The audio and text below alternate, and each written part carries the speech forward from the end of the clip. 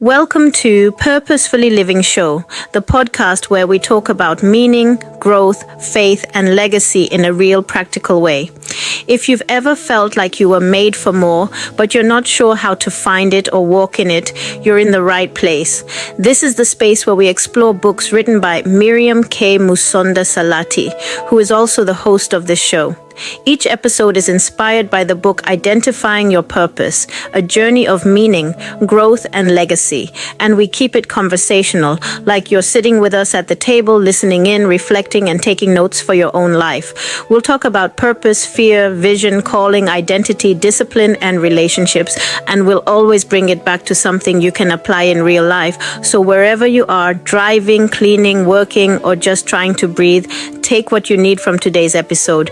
You don't have to have it all figured out. You just have to be willing to take the next step. Let's get into it. Here's something that blew my mind recently. Studies show that 85% of people report feeling out of alignment with their life path, yet most of them can't explain what alignment actually means. Today, we're diving into this fascinating disconnect between what we think we should be doing and what actually feels right. That's such an interesting statistic, and it really highlights how many people are struggling with this. You know, it reminds me of this concept in psychology called cognitive dissonance, that mental stress we feel when our actions don't match our values.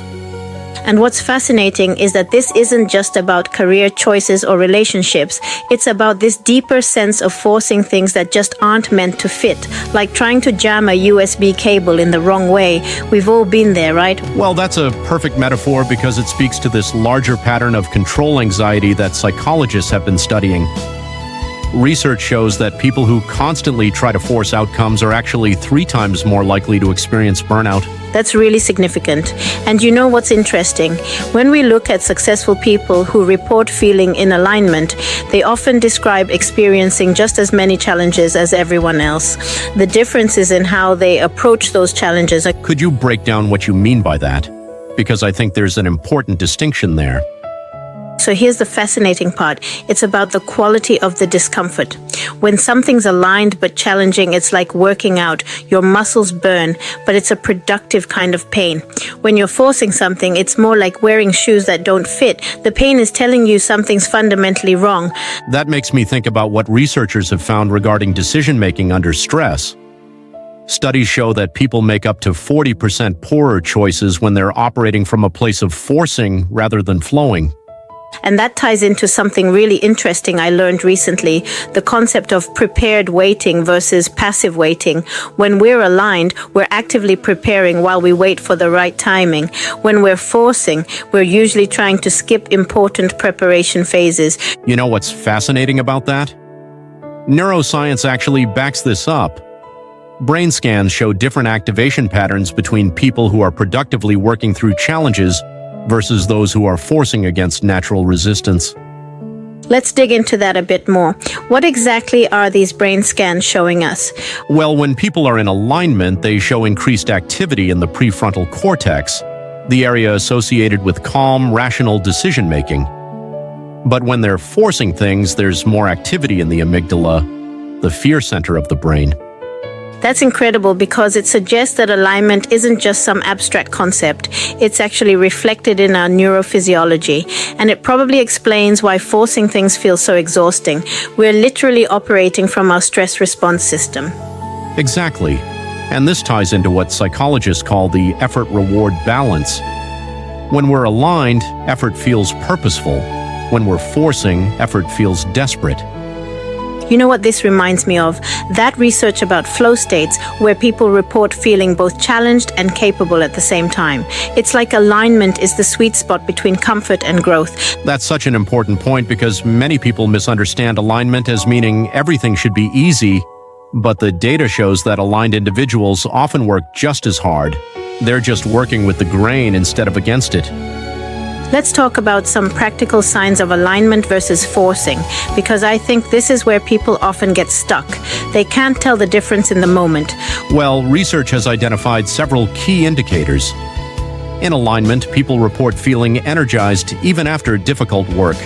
When forcing, they feel depleted even after small tasks. And what about the relationship between alignment and timing? Because I think this is where a lot of people struggle. They have good ideas or intentions, but their timing is off. That's fascinating you bring that up because studies show that about 70% of project failures are attributed not to the idea itself, but to timing issues. It's like trying to plant seeds in winter. The action isn't wrong, but the season is. So how can people start recognizing whether they're in alignment or forcing things? What are some practical steps? The research suggests starting with what psychologists call a pressure audit, identifying where in your life you feel clean pressure, growth versus dirty pressure, forcing.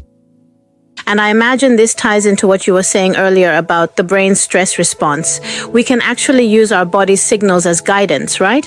Precisely. Studies show that people who regularly check in with their physical stress signals make better aligned decisions about 60% more often than those who don't. Let's wrap this up with some key takeaways. What would you say is the most important thing for people to remember about alignment versus forcing? Well, the research consistently shows that alignment isn't about absence of effort, it's about the quality of that effort. And perhaps most importantly, it's about trusting the process rather than trying to control every outcome. That's beautiful.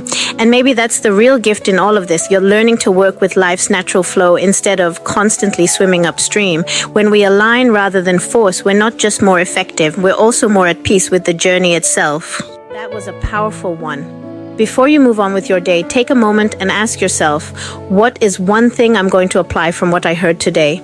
Just one. Small steps create big change. If this episode encouraged you, make sure you follow or subscribe so you don't miss the next one. And if you know someone who's been feeling stuck, overwhelmed, or uncertain about their direction, share this episode with them. You never know who needs that push. And remember, purpose isn't something you find once and never revisit. It's something you grow into. Give yourself grace, but stay consistent. Reflect on what stood out, journal it, pray on it, and take action on it. That's where transformation happens. If you want to go deeper, check out Identifying Your Purpose, a journey of meaning, growth, and legacy. It's your companion for this journey. Until next time, remember this. You were created with intention, you carry meaning, and your life can leave a legacy. See you in the next episode.